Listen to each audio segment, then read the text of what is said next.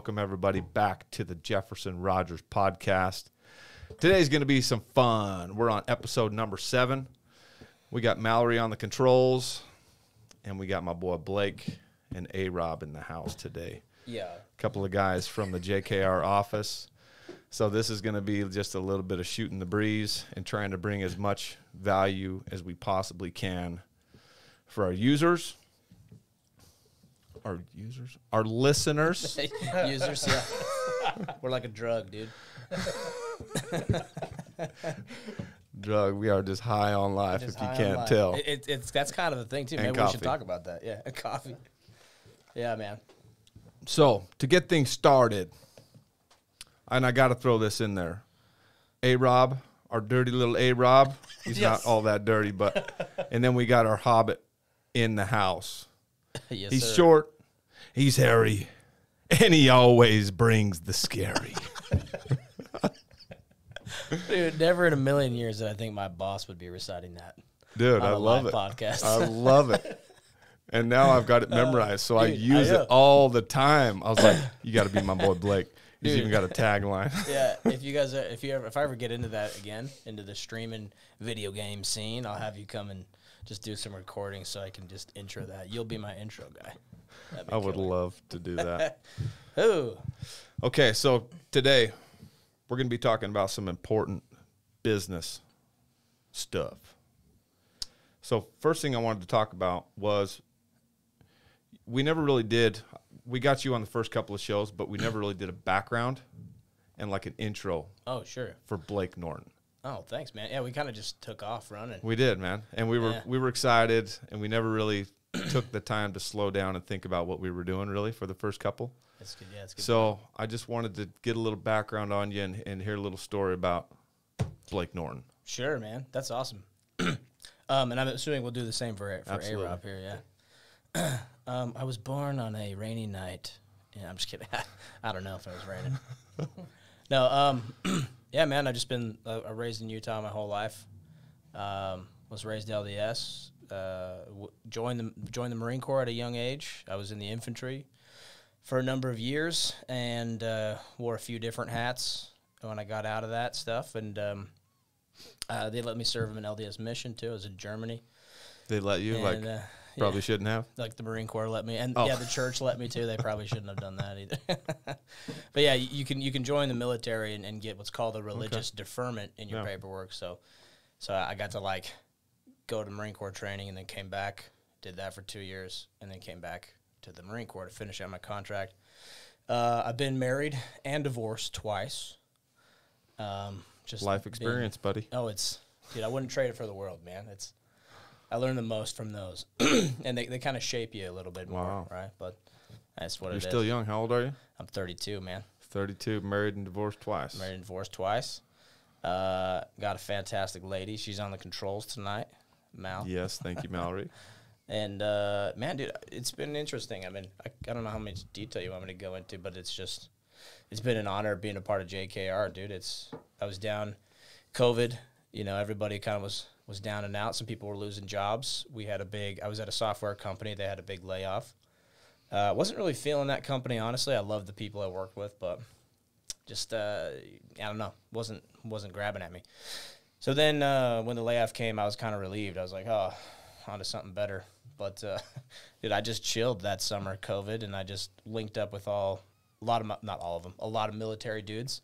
We were all just playing video games, clicking pixels, getting free checks from the government. It was blissful for a little bit, and then you start getting antsy, though, you know. You're like, what am I doing? This is fun and all. And it was good reconnecting with a lot of people. Was it your conscience talking to you? Yeah, Jiminy Cricket or some guy. Jiminy Cricket? Yeah, whispering in my ear. It's like, hey, psst. Yeah. And you know what I actually think it was? It's kind of that inner voice, like that Napoleon Hill talks about. Mm-hmm. Yeah, it's just like what does he say? Well, I can't remember what he calls that. It's your inner voice. Your inner self that kind of just like guides you when you shut up and listen to it. Absolutely. And so I was looking for jobs, and we were moving down here to a beautiful house that we got really lucky with. And I was like, I really need a job. So just met J-Rod, we have a lot of J-Rods and A-Robs, and we'll have a lot of nicknames in here. If you walk through JKR, it's like everyone has a rap crew name. We don't even rap that much. We don't rap at all. Like maybe 1% of the time. We still need to make some room on yeah. the podcast to hear the JKR rap. Oh, yeah, we got to refine that, me and J-Rod are in. So maybe we refine it first before we put it on the show. This studio we should do it in, you know. But, dude, it just worked out, and so I was really skeptical, excuse me, because just a lot of – and we can talk about recruiting, too, because there's been a lot of aggressive recruiting for door-to-door jobs the past 10 years. Especially in Utah. Oh, my gosh. Yeah, Utah County is where I was, and Salt Lake County, moving back and forth between there. And, yeah, every summer or every like, spring, right? Hey, bro, you want to come sell for me this summer? Hey, bro. We're going to Alabama. What are you doing this summer? You want to come sell and do some summer sales? And I don't know. I guess it just rubbed me wrong for so many years. Did you ever do it? No, never did. Never did. No, I was too busy chasing. How many times would you say you were approached, though? Probably 4 or 5 times. Yeah. Yeah, 4 or 5 times. One of them was like, 2 or 3 of them were the same person that I was just in contact with. And I have a really close friend. I don't know if he's watching this, but his name's James.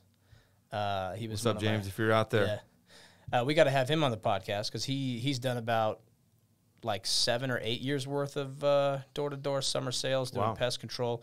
He owns his own pest control company, and he's here in Utah. He's in Springville, I think. But, yeah, he's a cool guy. So we'll have to have him on. But anyway, just got approached a lot, and I was like, nope. So I had a bad taste about door-to-door in my mouth, like a lot of people do. Not everybody has the best approach. Yeah, it's interesting. So then it just worked out, man. I met J-Rod. I should just call him Jared. But through Indeed.com, and we had a Zoom interview because he was down here and I was in Salt Lake. So, but I was grilling him, man. I was just hit me with the truth, and I just like the pay structure. Could we talk about that a little bit? Is that confidential? Yeah, absolutely.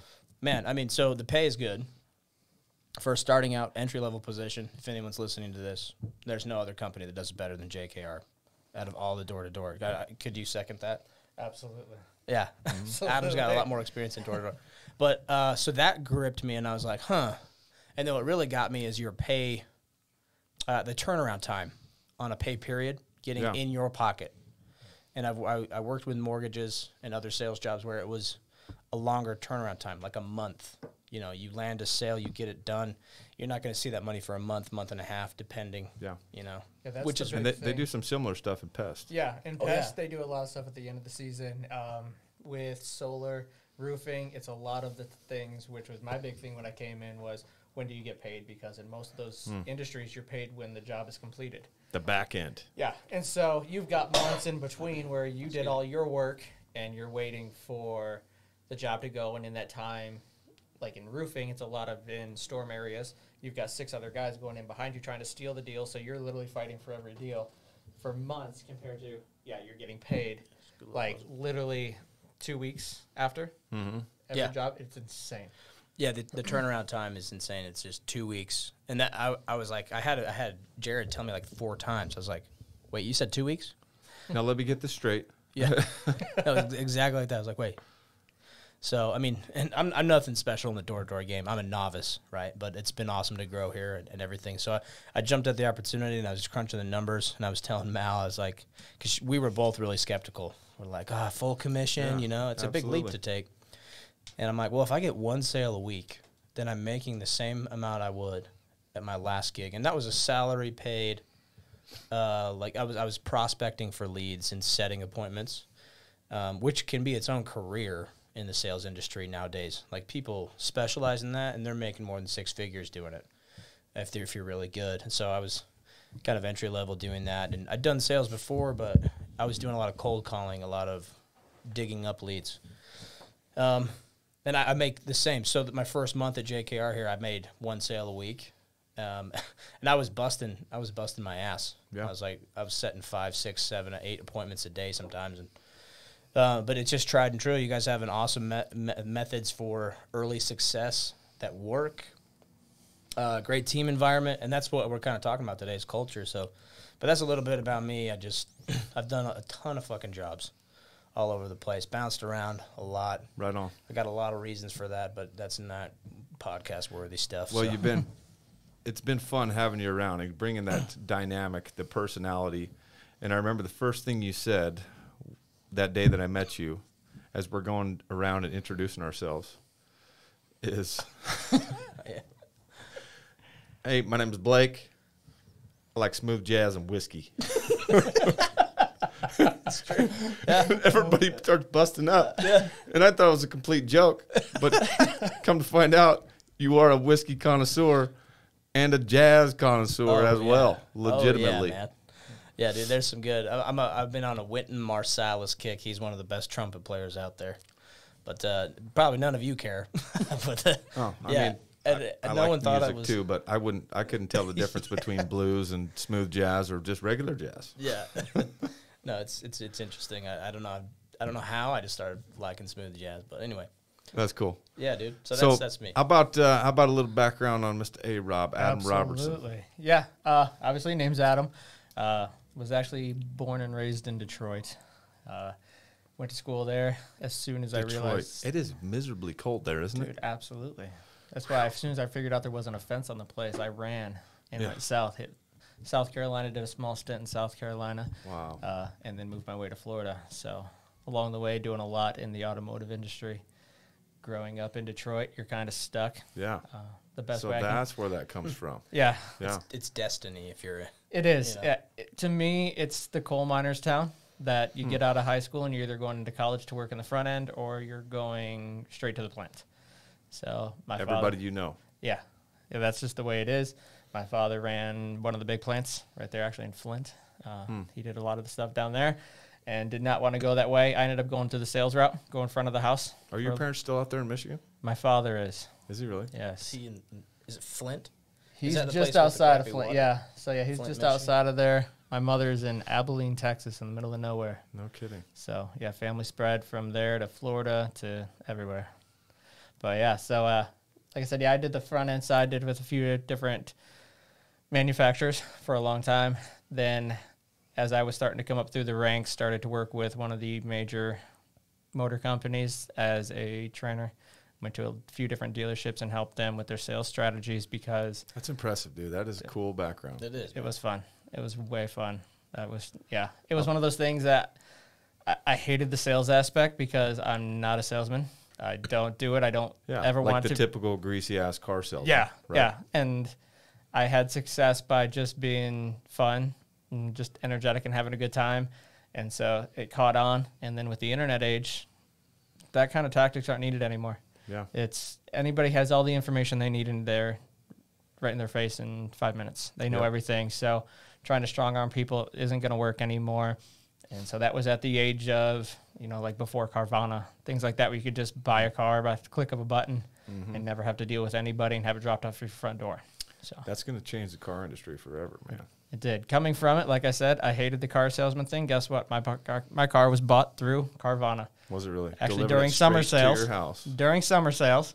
That's At incredible. a random apartment, had it flatbedded to my random apartment on the other side of the country in Memphis, One Tennessee. of those sweet Carvana vans showed up, did. too? Like the car haulers? The big thing. Yep. That's Hated the so first cool. one I got, returned it, and they flatbedded a new one to me and took that one.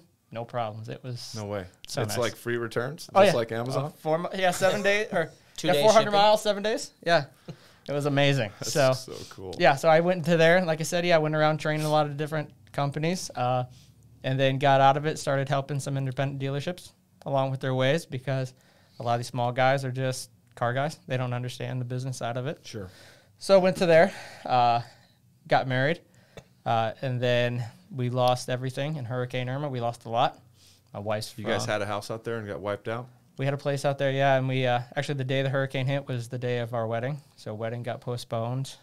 Supposed to be on a cruise ship, so yeah, No kidding. yeah. Guest list of 100 and plus went to 8 real quick.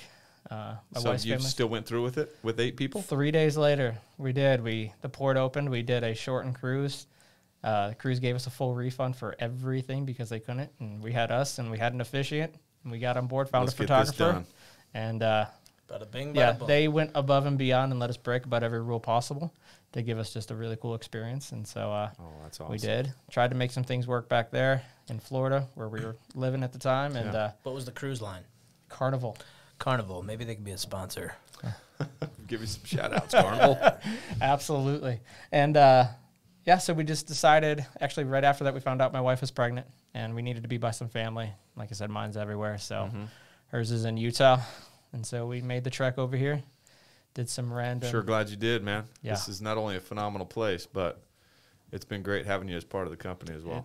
It's been a good And change. You got an amazing family. Yeah, it's been a very good change. So yeah, I came over here, was doing some random actually sales for an RV company, and it was great. And started doing some just random stuff, like I said, with them, and then got roped into the summer sale side of everything, doing the pest. And So that started when you moved to Utah. yeah, because I'd never heard of that. You know, growing up, the door-to-door guys were usually the Jehovah Witnesses guys back then, like in Detroit. That was all we ever had. They had a Tupperware, some things to buy, and that was it. So it was a different world, and I thought it was the biggest scam I'd ever heard of in my life. I was looking at my wife's friends, people from the area that were doing it, and I was like, there's no way. There's no way that ever exists in a legitimate business just going to people's doors. Yeah. And there's a lot of that, a lot of misconception about door to door. Yeah. And I got to a point where I was like, you know what? I'm not happy. I've had to put too many goals on hold forever. And the people that were around were, you know, they were good friends of my wife and the family. So I said, let's try it, and went and did it. And it was just went all in for a whole summer. Yeah. Just went in. Let's go. Packed my wife, my daughter, 2 dogs in a car in a little Audi Q5. Somehow we fit everything there. So we had to buy the second car to come home. So that was your first summer. Yep. We started getting through there. Wow. And I said it was good. Started to build a team after my first. Started going through some stuff and having teams. And it just got to the point where I love the industry. I wasn't in love with the company. And so the door-to-door industry preaches a ton about personal development and culture. A lot of the same stuff that we go through here.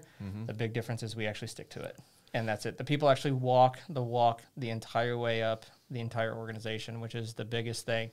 And that's just not for show around here. No. And that was the big thing. It's like I said, when I came in, I think the first day you met me, it was 6 weeks before I finally stepped in. I went back and forth because I was like, I'm not going to leave a really good paying job. I had a really good situation going, and I wasn't going to leave it until you vetted us out pretty good, didn't you? I did. And I even tried. Like I said, you know, it's nice that everybody's got to start in the same spot.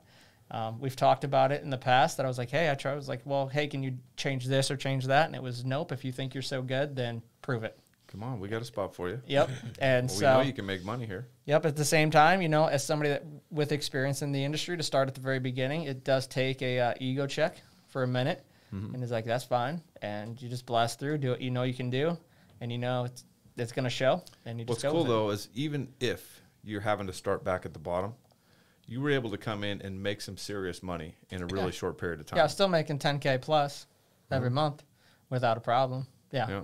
I mean, where else can you do that? Yeah. You got to start at the bottom. Typically, at any kind of organization, you're going to start at the bottom and make some shit money and just get shafted for years after years while you're trying to climb and develop yourself. And yeah, with the summer sales model, it's one of those things. It's like, well, I wasn't going to make a dime this month anyways because I'm only making money during the summer. Yeah. And then when I get those back end checks, and so I was like, well, worst case scenario, I make a little bit of money, but you know, and if it works out, great. If not, no problem. And it just, I've told everybody, my wife, my family, who, you know, I come from, like I said, family that is in business. Like I said, my father grew up in the plants. My mother's an attorney, and they don't get it. Like, it's hard for them to understand the door-to-door lifestyle, and they're like, get a real job. It is. And the paychecks don't lie, though. So, you know, that's the one thing that it starts to come through, and it's been nice. And I've told them, I said, look, I'll figure something else out when I see the other shoe drop, and it never does here. And that's the really cool thing. If there's ever a problem, you know, you just ask somebody, and it's usually miscommunication, and it's fixed. Done. Yeah. It's I mean, we're damn sure not perfect, but we've got some stuff in place to help mitigate some of that. And, you know, we're going to make mistakes, but for the most part, we're in the business of taking care of our people. And if there's an issue to take care of with either our customers or our admin staff, operations, sales, doesn't matter. Yeah. I think mean, our heated you guys conversations. know me well enough now that. Yeah, our heated conversations have always been what's pushed us to make changes quicker and faster. That have always been to everybody's benefit. We just had to have that awkward moment together. And that's a huge, just from my experience, being around military guys and people of the like mind that are go-getters, they're high-functioning individuals that have a high passion and a high drive. You're going to, like, have a ton of tension between people, right? And some people think of it as a bad thing, and they don't want contention in their life, and that's fine. Good on them. But, like, that's not how you grow. And, I mean, there's plenty of ways to grow. We don't say we have. I don't think anyone here agrees we have the one solution to everything or whatever, but it's just a testament. Like, we can get heated. Like, today we were having a meeting with the Salt Lake guys and us, and you could tell there was some frustrations in the meeting because we're, they're thinking their idea is going to work, and we're like, no, it was like North versus South. We almost had a civil war over Skype. I mean, we're growing right now, and we're growing fast. I mean, the average company doesn't even last 5 years, and we just in 3 years grew from 0 to 10 million, and we're on pace to do $15 million in revenue. And there's going to be some growing pains. We're not going to be able to continue to do what we're doing right now as we go to 20 and 30 and 40 and 50 million. Yeah. It's just the reality of growing fast. And it's going to flex and change again. It is. We're going to have to continue to adapt and evolve and make changes along the way. And these uncomfortable conversations between all of these strong personalities is what help us come up with the ideas to be able to take it to the next level. And vet them out, too. And, I mean, that's what we do. We vet them out. It's like, well, what could go wrong? Yeah. What are the benefits of this, but what could go wrong? Yeah. And how do we take the good aspects of what we're trying to accomplish here and implement it into something that can take us to the next level? Yeah. I can't tell you how many times I brought what I thought was a good idea to one of my squad leaders or something in the Marine Corps and just got shit all over. And I was like, oh. But then I'd go back if to we the want your drawing opinion, board. we'll ask you for it. Yeah. They'd listen to me too. Like some of them don't. I think that's poor leadership. If they can't accept an idea from someone below them on the hierarchy, that's on them. But they'd send me back to the drawing board, like help me vet the idea out. And I'm like, what if we did this? And they're like, well, you're forgetting this, this, and this, you dumb bitch. And I'm like, sorry. And then I'd go back and, rethink it or whatever. Or just learn more so I could have better input. But I think it is important to have that available inside the culture, though, for you guys to come to me, and I'm coming to you guys to get ideas for how we approach this. Like, I'm not going to be able to have all the ideas. My ideal business is to be the one that puts it all together with all the minds and the smart people that can help me make all the decisions to take it to the next level and go from 0 to 50 million. Yeah, and that's I'm not going to be able to do it. That's where a lot of the growth comes from, I think, with the companies, the fact that you've had the ability to sit back and watch other people and say, hey, maybe I don't know best all the time. Maybe somebody's ideas could help push this. I mean, we had the moment, like I said. It's a hard thing to do, but it's been an important part of what's gotten us to this point. Yeah, I mean, what was that? My first or second day, we went knocking doors together, and I was like, dude, your script sucks. Like, we got to change it. And I didn't know how that was going to go, but I was like, we're going to find out, but it wasn't just, hey, it sucks. Hey, it's this. I wouldn't do this. I would do this, this, and this. And what happens, a month later, you're like, you know what, we should probably rework that. It just sits there and festers for a minute, and you just got to come with solutions. And I think that's been the biggest thing is anybody that has had problems, we just come with a solution, and we're like, okay, let's find a way to make this work. Yep. That people adding value I think that is what I would add or define our culture is. We want people that add value.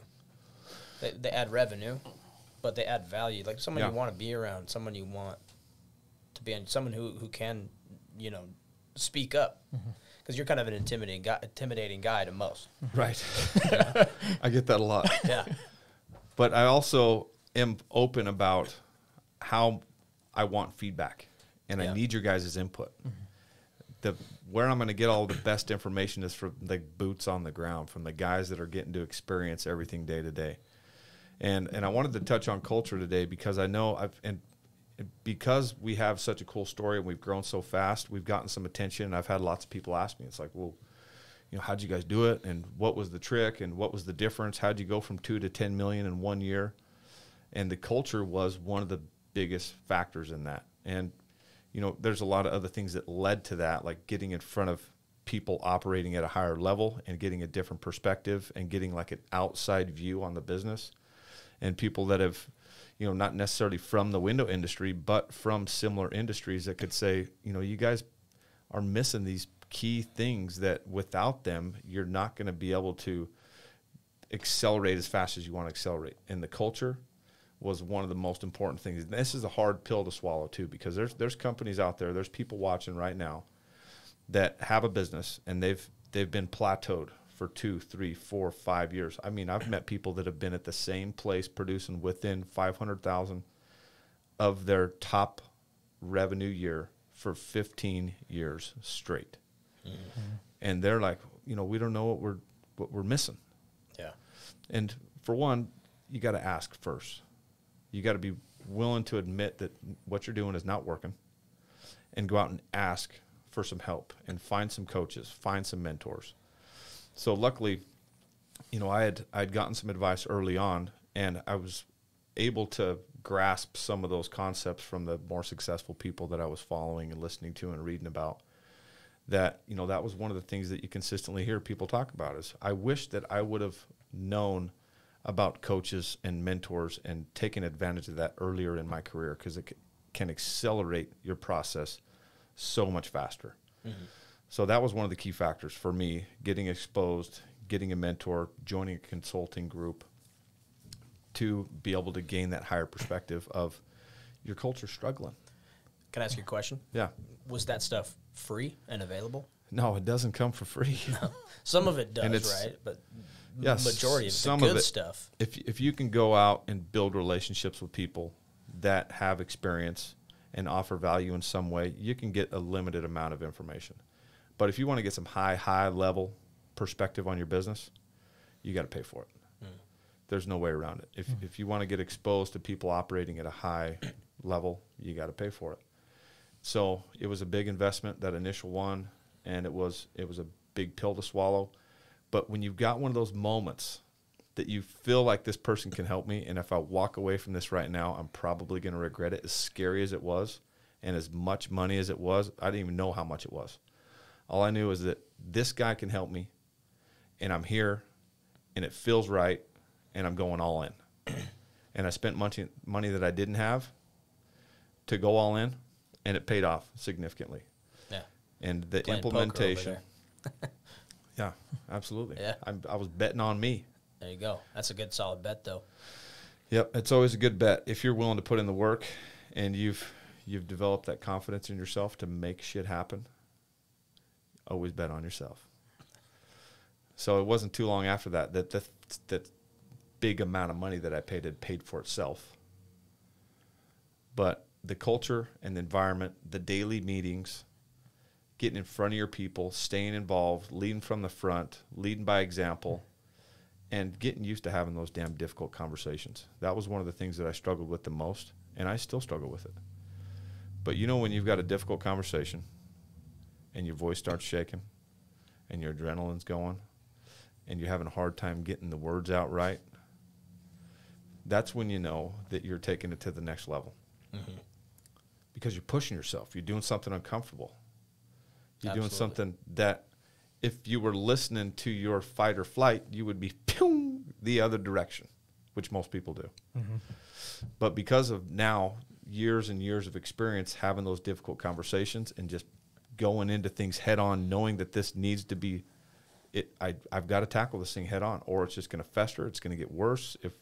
If we want to take it to the next level, we got to keep taking it to the next level with all of these other uncomfortable things that I'm looking at. So the first one, it was those meetings, doing daily meetings. We weren't doing daily meetings. We were meeting in the field.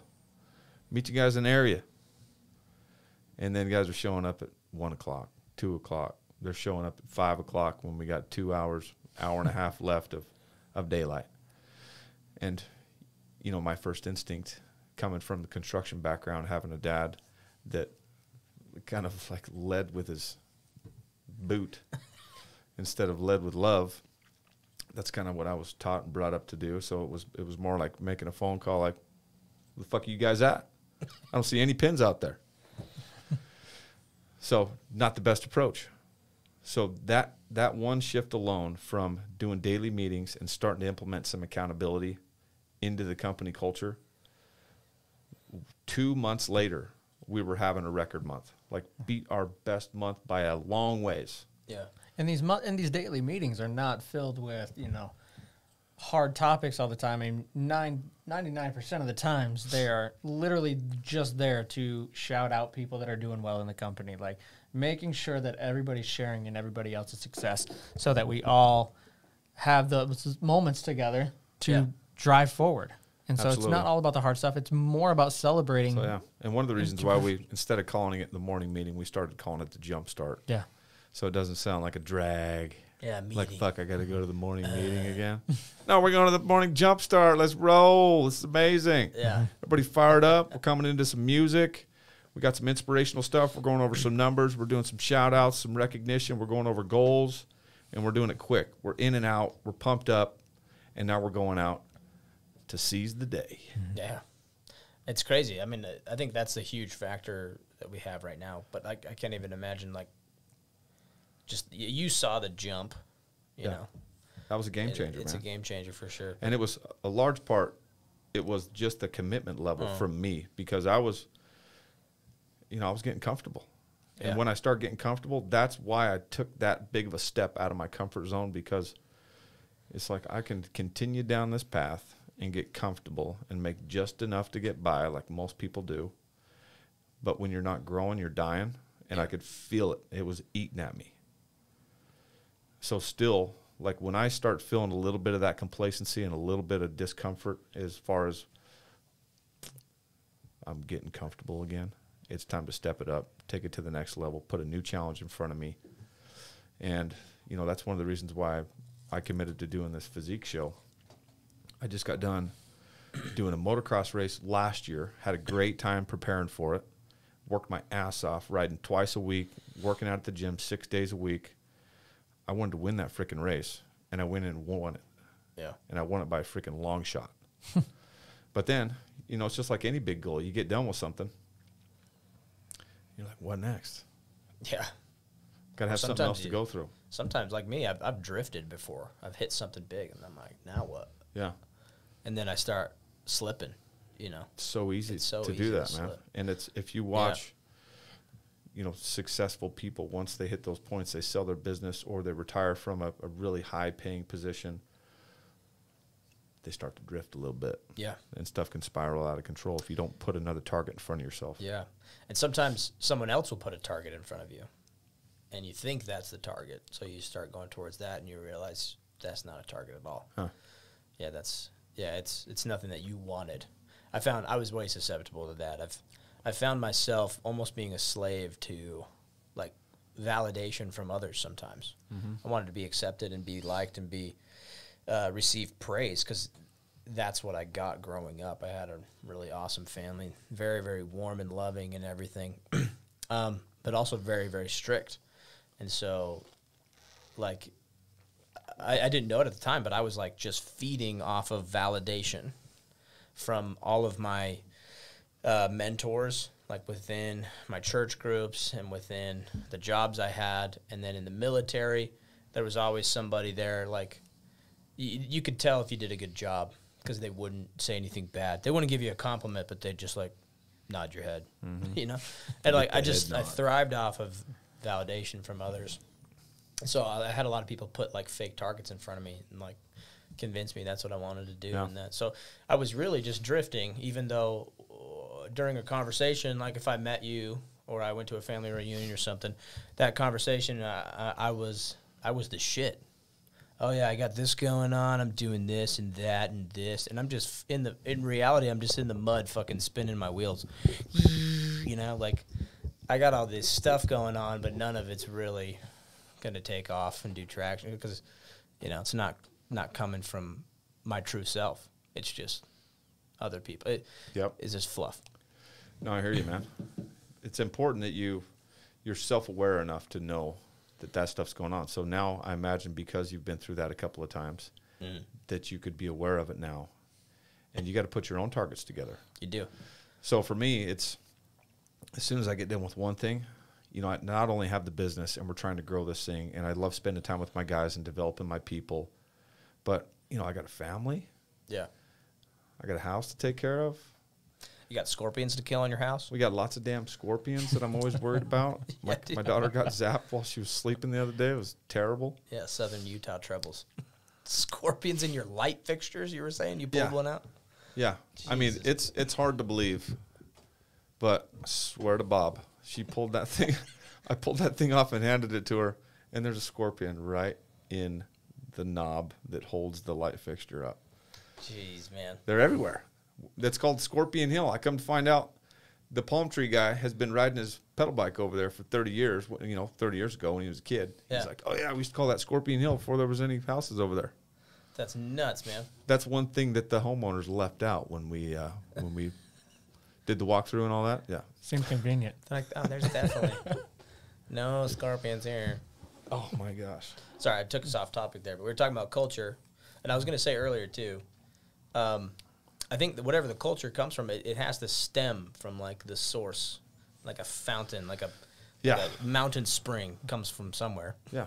Like that's a tough thing to manufacture. Yeah. Right? And I'm sure you've got to see it a little bit working with some of the other organizations, some of the other leaders. Mm-hmm. The culture and the environment is a direct reflection of the leader. Yeah, absolutely. Yeah, there's a lot of times when, like I said, a lot of people can talk about it. It's really hard to walk the walk every day and just day in and day out. Mm-hmm. Going through the summers, it's one of those things when you're going hard 14 hours a day, 6 days a week, can that person keep it up? And most can't. And that's where one of the things, like I said, with here, everybody's invested in everybody. And when it comes to culture, you know, if I said one thing about what's going to change any company is care about your employees over bottom line more than anything, because the bottom line will take care of itself if everybody's there and happy and driving for the common goal. Yep. Amen. People have an instinct about whether it's about the money or whether it's about you actually care. Yeah. Yeah. Like I get the sensation, and I think pretty much everybody agrees that walking into here, anybody would take a bullet for anybody pretty much in the room that we're in. You know, when we're all together, anybody would take a bullet for each other. And I think if it came down to it, between having to hurt somebody or lose the business, I think you would light the first match, without a doubt. You'd burn it to the ground before you would ever do harm to anybody that's in it. Yeah.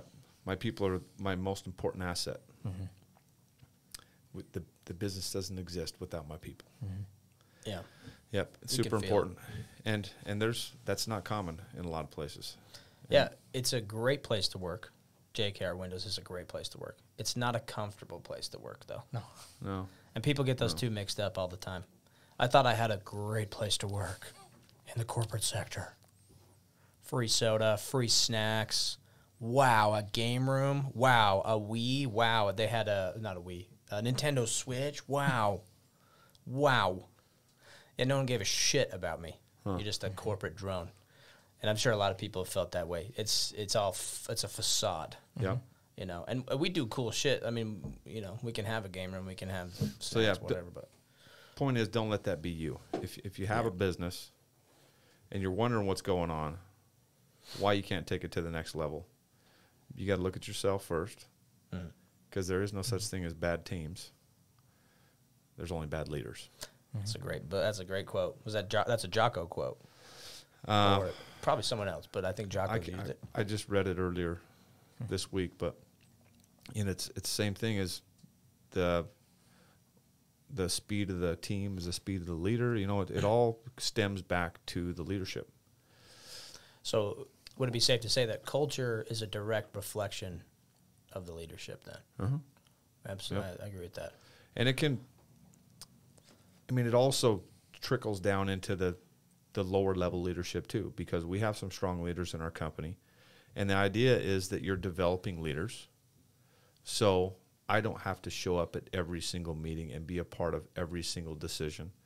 That I've got some competent, confident, smart people with leadership abilities, Right. that can make a decision, that can go out there and treat people well and pick up where I left off. So trust is a part of that too then. Yeah, Big trust. You got to put your trust in people for them to be able to make a decision and to take responsibility. If you guys, I'll have to show you when we have a whiteboard because it involves a graph, but it's just a normal graph. Like, I don't know what kind of graph it's called, but so on the vertical vertice, right, or the axis. So on the vertical axis, you have performance going up. Okay. And then the horizontal one, you have trust. And some people are low performance, low trust, right? Nobody wants them in their company. But what happens a lot of times, someone gets a high performance person that has low trust. So like it's easier to explain with the graph, but Sure. What happens is that person is extremely toxic, and a leader that has high performance. So imagine a special forces team, because this is kind of where I'm pulling this information from. Yeah. A lot of like special forces teams, you name the branch of special forces team, they all do something similar, because they hire and they let people in based on like a peer review, based on a character screening as well as performance. A lot of companies don't, so you'll have a high performing individual with low trust, and they usually, or not usually, but oftentimes they end up in leadership, and they're extremely toxic because they're trying to drag people to their level. And it's bad. It's a toxic personality. And then if you have, so the best kind of leader is usually, obviously you want a high performer with high trust. That's like usually the best. But they found that actually the best type of leader to lead like a squad of special forces guys or some high functioning individuals is actually a mid performer with high trust. Wow. Because then they can just rally people around their cause and stuff like that. It's Absolutely. an interesting little study I'll have to show you. I should have prepped for that, dang it. But I'll show you. I'll put it on the whiteboard in the room. Let's see it. Oh, wait, I hold on. want to see it. I can do it right here. Microsoft Surface. Let's check it out. Watch this. Boom. Okay, now it's loading, just like Microsoft. Okay, dude. Can y'all see this at home? So let me draw. Screen? Yeah.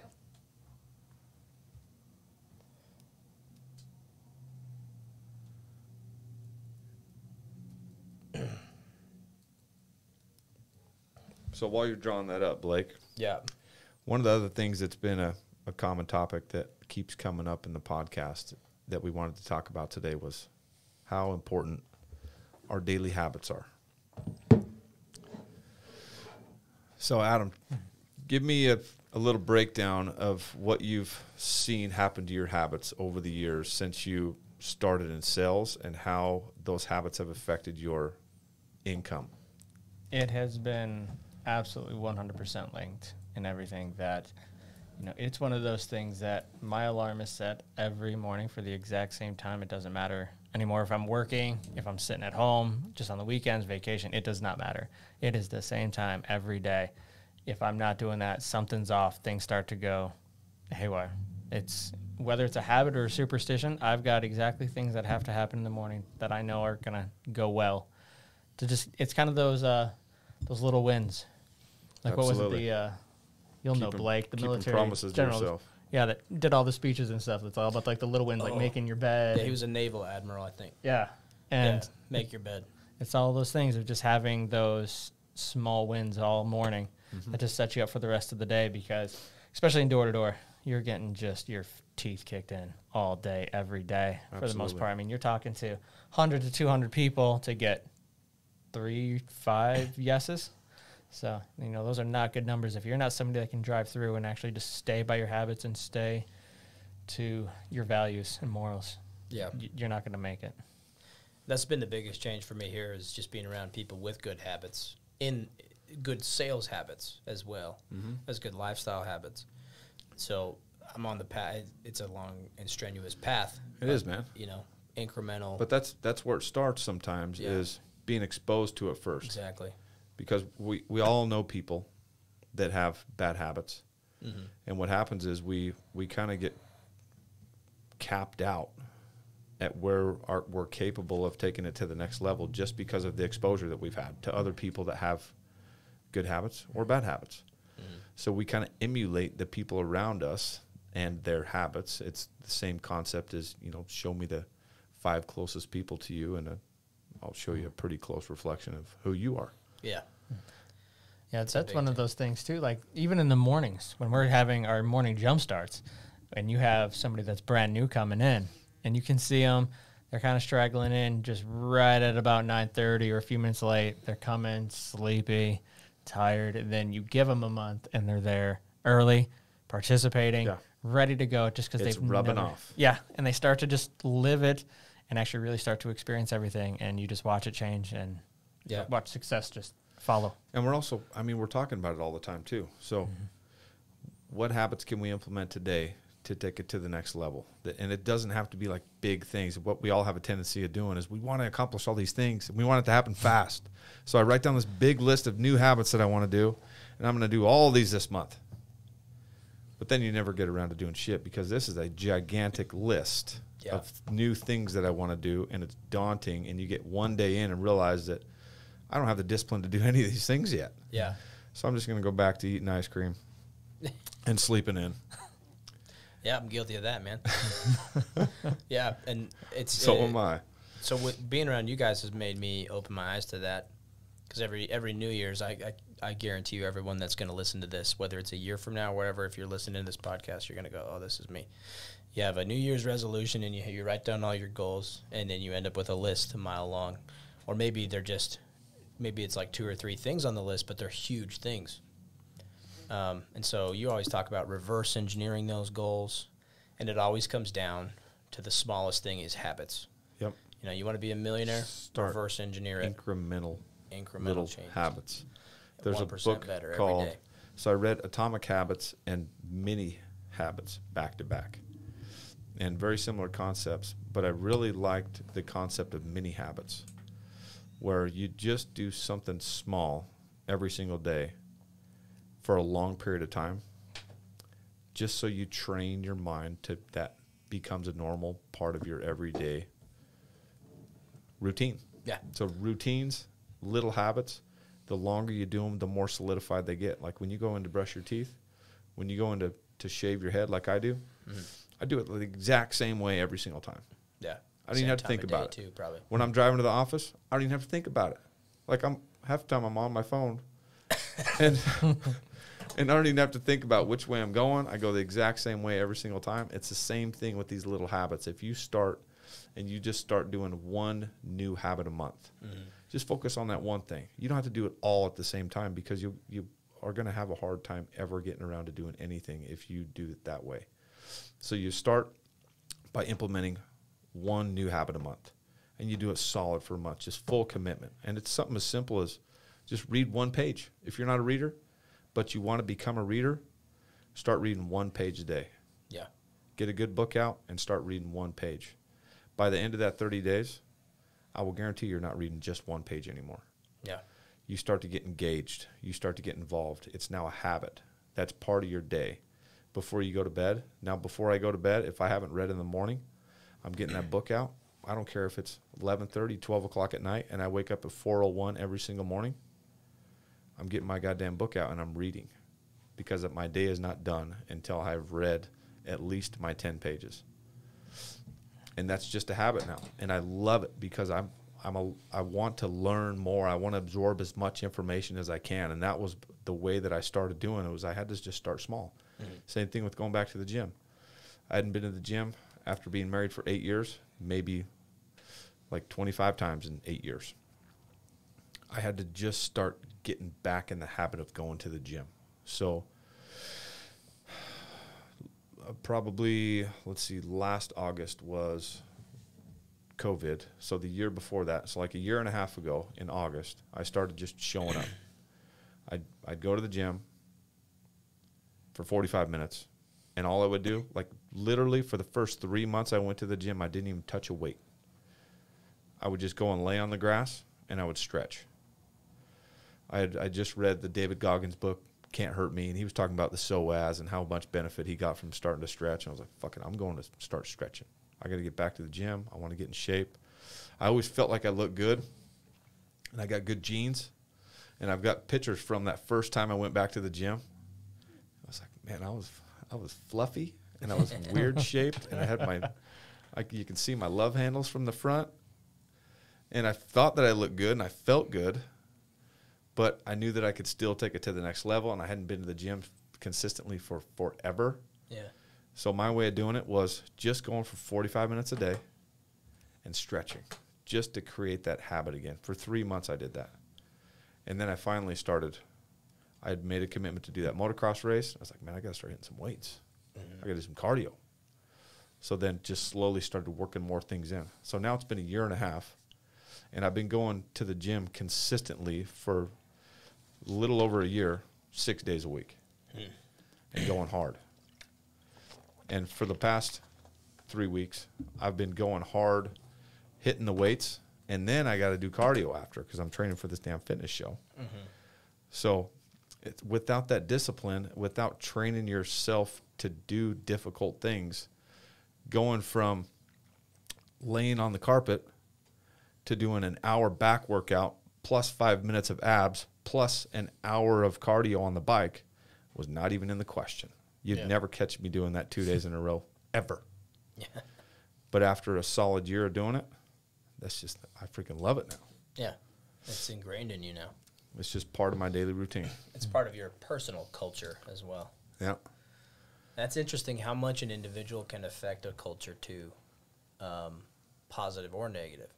So if your like personal culture is in line, like yours is, and it's taken you a year and a half to get to that level, right? So it's just like day by day by day, which is a huge key. Like if you focus on too much, then you get lost in the sauce. If you just focus on the day, it's a lot better. And the same thing with a company, if you just focus on that day versus that. But so that individual can come in, and whether their culture is in balance or their personal like performance is in balance or not, you can kind of feel it sometimes because we've had some new guys come in, you know, and they're kind of timid and sleepy like that. And then they stick around, and now they're like very energetic and part of it. They're early. They're ready to go knock doors and make money. And then I've seen a couple new guys come in my time that had the sleepy eyes, that were falling asleep during the meeting. And I think, Jeff, you kind of make the call sometimes. I've seen you do it before, and you kind of just pull them outside right then and there, and you're like, hey, this is what's expected. Are you able to do that? I don't know how that conversation goes. Maybe you can shed some light on that. Yeah, I mean, you just know, like, this guy might bring our culture down. We've got to be protective of our culture. It's another important thing. If you've got a culture that you're trying to build and you let somebody affect it like a cancer, it's going to ruin all the work that you did to build it. And it can happen really fast, and it can spread like literally like a cancer and take you out. And it scares me. So when I have somebody show up like that, we want to give everybody a chance. And I got a big heart. When I see somebody like that, like this kid in particular, I wanted that kid to win, and I knew he had it in him. But he shows up 2 or 3 days in a row, and who knows what's going on, if he's still doing drugs or whatever it is, but he's sleepy, he can't keep it together, he's not paying attention. And I'd already had a couple of conversations with him about showing up, be present, get engaged, listen. We're here to try and help you, man. But if you can't help yourself, there's nothing we can do for you. So those conversations are usually, if I'm pulling him out of the room like I did that day, it's because I've already had a couple conversations with him, and he can't get his shit together. And I'm telling him, listen, you got to go home, get some sleep, think about whether you want to be here or not. And if you come back tomorrow, I'll know you're serious. If not, I wish you luck. Yeah, and if he came back, you would have welcomed open arms. We would have just started drilling with him and getting him up to speed and working with him, picking him up, doing everything. We've done that before, and that stood out to me the most when I first started, because I was like maybe 2 months in when that happened. And when he was falling asleep, and I went bang. Yeah. Yeah. Well, when he was awake, he was super twitchy. We were calling him twitchy. But But yeah, and that's actually, it's happened twice. There's been 2 or 3 times. I'm remembering now. But the first time it happened, I just remember being like, hey, that's awesome. Because not many employers know how to create a culture and are, number one, aware of their culture, know how to improve their culture, and then defend the culture and keep it safe. I think that's a big thing here. But, yeah, and it comes down, I was going to show you this. This might be a good test, too, because maybe you could get one of these and use it for future podcasts. Yeah. And maybe with Microsoft Surface. Can you see that? Viewers at home, can you read this? I don't even know how to read. Performance. Yeah, you even spelled it right. Performance. Trust. Now, so there's the graph, right? And what I was showing here is, you could have someone who's a high performance up here, but then they're a low trust. But if you have someone who's high performance over here, high trust, like this is where you want to be in this quadrant. You want to be over here. And so it's just interesting because this person, they perform well, right? If you just looked at performance. But this is low trust, right? Yeah, this is low trust. They're down here on the trust, but they're up there. I know some of these people. Yeah. And it is difficult to work with these people. Like as trusting as I feel like I am, there's nothing you can do to gain this person's trust like you want to. Yeah. As good as they are and as good as they are with people even. Yeah. Their inability to trust is going to keep them from being able to accomplish things in life. Right. And how many companies out there have that person that sets record numbers but breaks every, aspect of what the company believes in, and they just let it go because they don't know how to fix it. Exactly. But it creates that wedge with the rest of the team that there's a lot of animosity, and then everything just starts to spiral out there after that point. Unfortunately, in the Marine Corps, that exact person you just described is usually put in charge. Yeah. All the smart people get out of the military, especially the Marines. Let's just talk about the Marines because I don't know the other branches as well. I won't speak for them. But a lot of guys in the Marine Corps, in the infantry particularly, they leave. They do 4 years, and they're like, I'm fucking done. Because this is the type of leader. Some high-performance dude who can do push-ups for days, run for miles, and do all that shit, but he's no trust. Like, I had a sergeant, and I wasn't dumb enough to fall into the trap, but he asked to borrow someone's credit card to go to make like a PX run and get some stuff for this training thing we were doing. And he maxed out this dude's credit card. And this like lowly private first class, he's been in the Marine Corps for like, out of boot camp for like a week. He was like so confused that someone with that rank and that leadership would take his own money and max it out. And because this guy knew this private's not going to say shit, because the culture of the Marine Corps in the military is rank matters, right? So you don't fucking mouth off. So this kid went on it. I had to go say something. Wow. And I got this guy in trouble. And it was, there's examples of that kind of leadership in every industry. Every industry, you betcha. And so that's the majority. I've seen a lot of people with high trust, or maybe even they're like right here on the trust, and they're up here with performance. And companies will take their best performer, and just because they're the best performer, they think that equals leadership or managerial experience. And I've seen it time and time again. Yep, not necessarily. Your high performers are high performers for specific reasons. But I like that concept, though, because usually where your best leaders are going to come from are they're maybe middle-of-the-road performers. Yeah, but they're always they have here. A high trust level for you and for themselves. Like other people will trust them. Right. And put a lot of trust in them. Right. Like, is the perfect example? It's J-Rod. Well, J-Rod's a high performer, too. Right? Yeah. He's up here on the performance way. Like, if this is, let's say max out it's Justin, if Justin's listening, because he maxes out on the performance like he's, absolutely. He's the top guy right now. But yeah, J-Rod, he's maxed out the trust in my mind. Just what I've seen him do for everybody. Adam has the same thing. Obi's got the same thing. Yep. Like, if you think about all the guys we work with, I think they're way high on the trust scale, and if they're not, they're climbing it. they're making progress. Absolutely. On that. It's Another interesting. benefit of having a strong culture and developing leaders. That's it's been one of the focuses for the past year is the leadership within inside of the company. And it's paying off, man. We got some heavy hitters, we got some great leadership, and we've been able to accomplish a lot because of that. Agreed.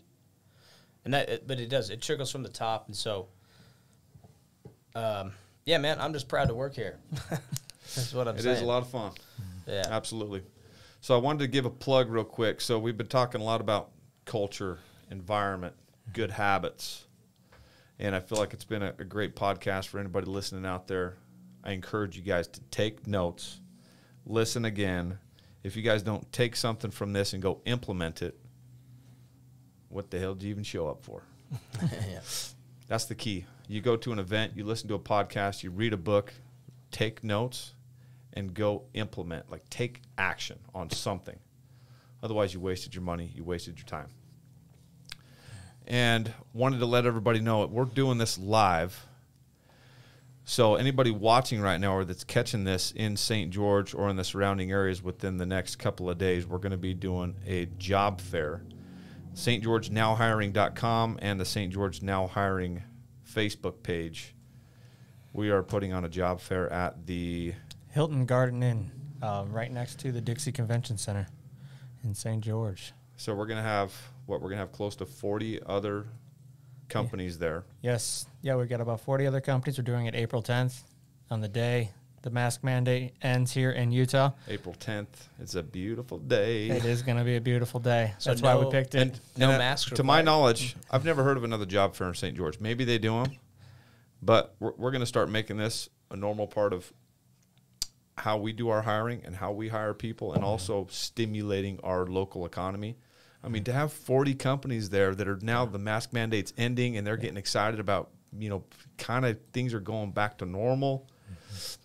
It's fun to be a part of this. Yeah, and it's been one of those things that, the opportunity was presented to us that we could do it, and the sales team at Hilton Garden was amazing in offering us great prices, because we're not really trying to charge anybody anything other than just the cost to do this, because we know it's been an insane year for the last year with everybody trying to figure out things, and companies have been struggling, don't know how they're going to survive, and, by the grace of God, we were able to grow exponentially. And if we can share some of that, then we just got to reach out and help anybody we can. And that's why we're doing it. And we've got some amazing employers coming. Yeah. So where can they get information on it? So yeah, all the information will be either going right to the website, stgeorgenowhiring.com, or you go to the Facebook group under the same name, St. George Hiring Now. For any vendors that are interested, there are still a few spots left. For just a booth, it's $50. Like I said, we're trying to keep it really simple. We also do have a $100 option where we will be promoting all of those businesses on the pages and stuff, so to make sure that they are highlighted as an amazing place to work here in St. George, and we're going to do everything we can to promote local businesses here. And so, yeah, if you're interested, please reach out, because we would love to have everybody there. This is our first one, and we're ready to go. It's awesome. That's exciting, man. Okay, to cap this thing off, I wanted to get some of your guys' goals, and I'm going to hold you accountable to these goals. Sure. So I know Adam's working on getting an airplane. I am. Blake, let's hear some of your goals. All right. You want to hear my financial goals or what? Let's see. Let's do one small goal you've got, maybe a short-term 1 month goal, and what's one year goal? Okay. I'll hit my fitness goals. Let's go, dude. As you can hear me I can help coughing. you stay accountable to some fitness goals. Yeah. I was actually talking to Obi about it briefly. We need to get back to the gym and stuff. But so far, I'm good this week. I've been doing like 20 burpees in the morning and Awesome. some push-ups. Get some blood flowing. Just get the blood flowing, man. I got to get more active. And so I'm still materializing some goals. But a year from now, like, I want to be in tip-top shape, like fighting shape. Awesome. I love that, man. Yeah, the same shape I was in the service, toting a gun and stuff. That's what I want to be Do you at. want to go back out and do some of your Do some contracting. Contracting? Yeah, I want to go get dirty with the gunslingers. Right on, dude. Well, you're off to a good start. I've been on 2 hikes with you and a Spartan race just within the past 2 weeks. Right. Yeah, that's true. That's a good point. So, yeah, I got to keep that going. So now it's just the consistency, man. Yeah. Just string those days together. Days turn into weeks. Weeks turn into months. Soon enough, it's going to be a year's gone by. And you're fucking yoked looking at your six-pack like, dude, remember we were talking about this on the podcast. I got my six-pack back. I'll go watch the podcast and see how fluffy I was. All right, Adam, what about you? Yeah, kind of talked a little about it just as we were going into this. Been working on my pilot's license for a while. It's one of those things I had to put off for a long time because I just didn't have the means to do it with family. So finishing up all of that to get through all of my airline training. And, yeah, the personal goal, the short term, is to have a plane by the end of my birthday. That is July 27th. So I've got about 4 months to do it, and I'm straight on track. I'm just trying buy to a reliable one, will you, so I feel comfortable going on a flight with you. Absolutely. One with less than 10,000 hours on the engine. Right, absolutely. Yep. And then, yeah, long term is I am doing everything in our power right now to make sure we've got a solid team here built.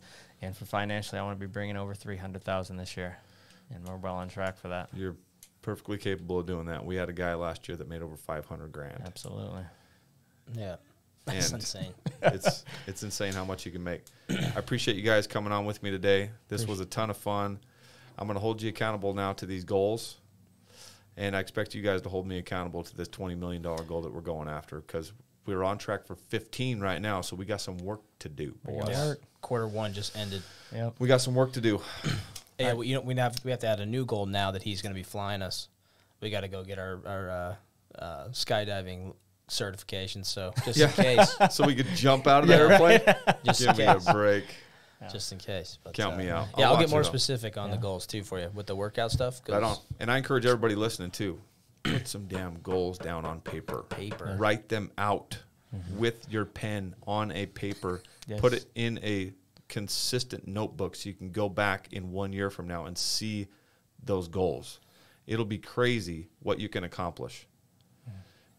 And Dave Allred always says that you overestimate what you can accomplish in 1 year, but you underestimate what you can accomplish in 5 years. When you're consistent and you're doing this stuff every single day, you'll look back after 5 years and you'll be absolutely amazed at what you were able to accomplish because you were consistently doing the right things every day and implementing those new habits, getting yourself around new people. Things just start happening to you. The universe is working in your favor, and you got some good karma going on. Yeah. And this culture won't let you fail, too. If anyone's thinking about joining us, come do it. Because the culture here, everyone, it's not just Jeff. It's not just me and Adam. I mean, there's so many guys that we're representing here right now that will carry you across the finish line if you make your goals known to them so Jeff can hold us accountable. Yep. That's And the Coach Burt says, I can't help you until you commit. But once you commit, I won't let you fail. That's a good one. That's a good one. All right, you guys. Checking out. Till next time, episode 7 in the books, the JeffersonKRogers podcast. Make sure you like and subscribe. Go on to Spotify, iHeartRadio, Pandora, iTunes yet? Still waiting. Still waiting on iTunes. They got the longer approval process. But please leave us a comment. Hit the 5-star button. We appreciate everybody's support out there, and we'll be catching up with you next week. Signing off.